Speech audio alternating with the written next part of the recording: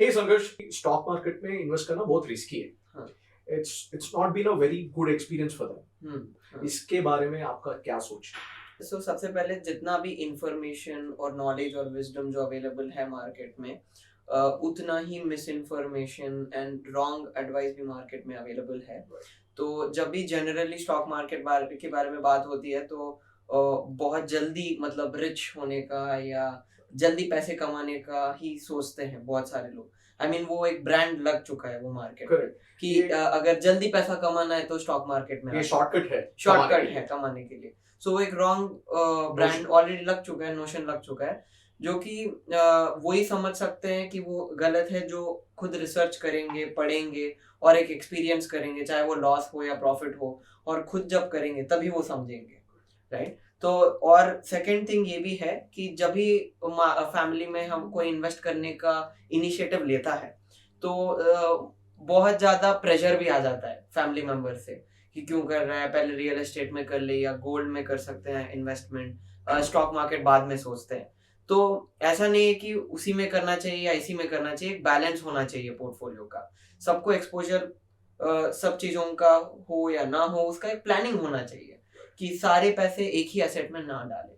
तो इसका सबसे सिंपल सॉल्यूशन अगर बताना है तो खुद रिसर्च कीजिए, थोड़ा टाइम स्पेंड कीजिए, और ऐसे ही यूट्यूब वीडियो या न्यूज़ मत देखिए जिसमें सिर्फ ट्रेडिंग का या जो शॉर्ट टर्म क्विक मनी का बोलते हैं। ट्रेडिंग का भी ठीक है, इन्वेस्टिंग का भी ठीक है, बट एक बैलेंस कीजिए अपना जो सोर्स ऑफ इंफॉर्मेशन है, और ये जो सेंसेशनल आर्टिकल्स और मीडिया स्पेसिफिक ग्रुप होता है तो उनको थोड़ा बाहर रखिए।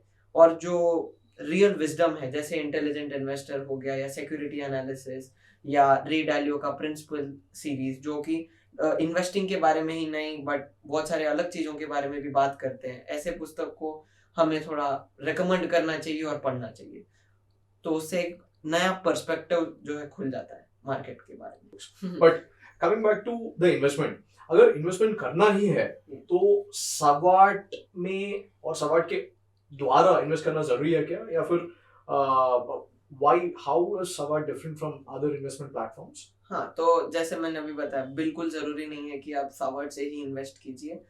इन्वेस्ट करना इंपॉर्टेंट है, उसको करने के लिए दो अलग सॉल्यूशन मैं बताऊंगा।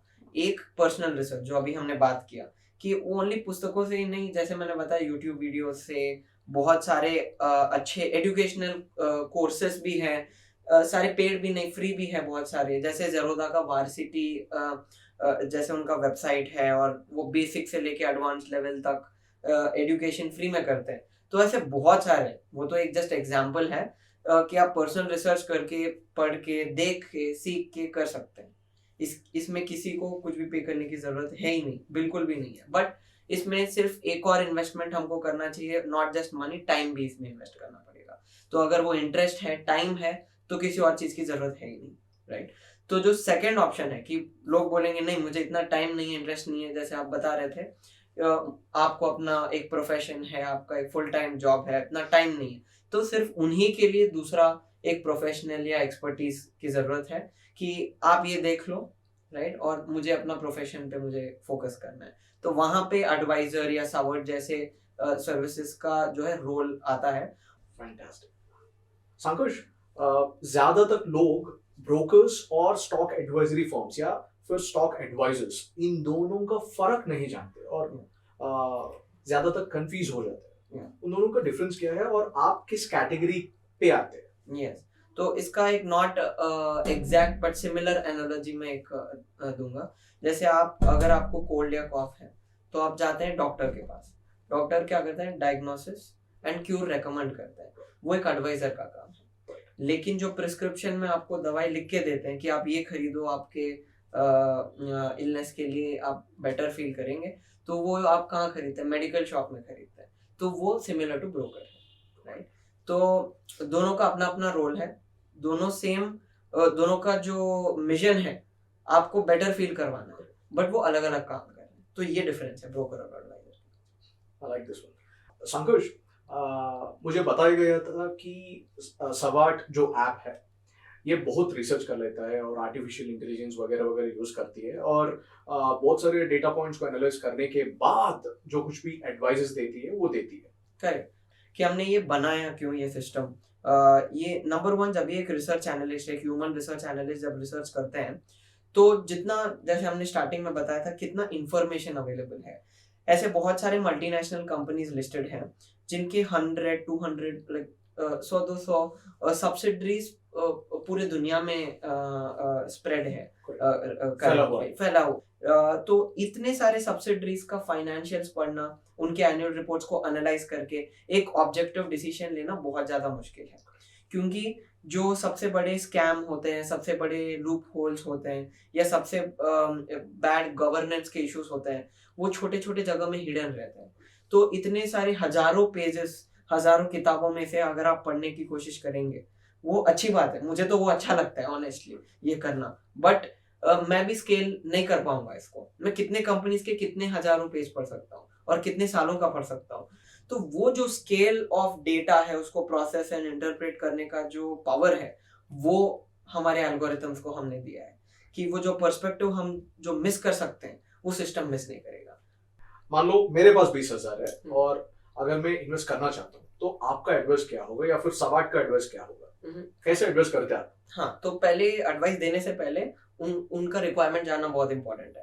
वो क्यों इन्वेस्ट कर रहे हैं, उनका गोल क्या है, कितने टाइम में उनको वो पैसा वापस चाहिए, क्या एक्सपेक्टेशन है। और एक्सपेक्टेशन सेटिंग बहुत ज्यादा इंपॉर्टेंट है। जैसे हमने स्टार्टिंग में बात किया कि बहुत लोग समझते हैं जल्दी से 20,000 को 40 बनाते हैं, 40 को 1 लाख बनाते हैं।